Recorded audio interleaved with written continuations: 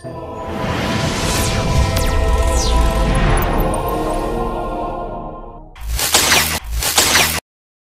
lihat tua, lo tutai, lo papalo, dia oke, linkalo, ode pini, tubuh alo, ode hulawa putalo, ya. Lege ahi motiale, talohi, ibu ngale, wabu, libite lorale, alo dio, ibu ale, dua pungale, dua, ya. Apa itu Tujai? Tujai adalah puisi bersajak dalam bahasa Gorontalo. Namun sajak Tujai tidak terikat oleh jumlah baris.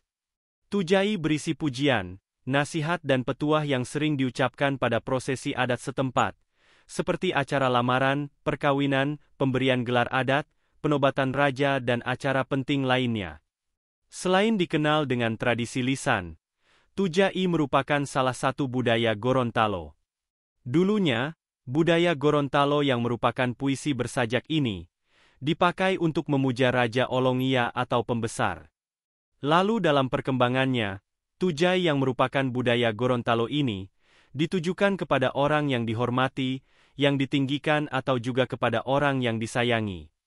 Tujai merupakan salah satu ragam sastra yang berbentuk puisi yang merupakan media untuk mengekspresikan rasa hormat ataupun rasa sayang, nasihat dan petuah terhadap seseorang.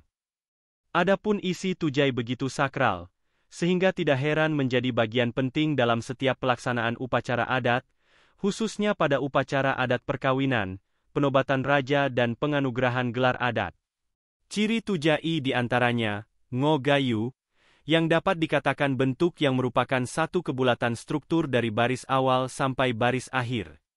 Bapak Nani Tuloli, seorang guru besar dan sejarawan di Gorontalo menyebut, tidak ada pembagian sampiran dan isi seperti pada pantun, melainkan keseluruhan baris menjadi kesatuan isi Tujai tersebut. Selain digunakan dalam perkawinan, Tujai juga digunakan pada upacara adat, seperti Pohutu Momulanga, atau penobatan dan pulanga atau pemberian gelar adat. Jika diperhatikan, sebetulnya Tujai dalam upacara adat berisi makna yang dalam, karena Tujai disebut sebagai penghormatan terhadap raja dan para bangsawan berserta keluarganya. Oleh karena itu, tidak semua orang boleh membawakan Tujai dalam upacara. Sebab biasanya hanya orang yang diberi gelar adat, seperti Ti Bate atau pemangku adat. Dulu, Bate adalah jabatan pembantu raja yang disegani, sehingga nasihat dan aturan yang dibuat selalu didengar dan dipatuhi.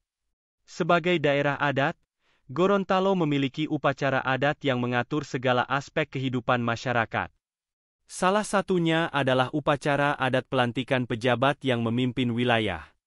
Para pejabat yang memimpin wilayah, seperti camat, bupati, wali kota, gubernur, di daerah Gorontalo yang akan dilantik secara adat kebesaran Gorontalo setelah dilantik secara kenegaraan.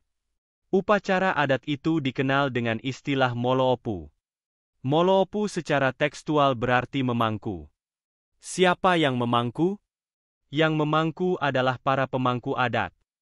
Jadi, bisa dimaknai bahwa pejabat yang memimpin dipangku oleh adat.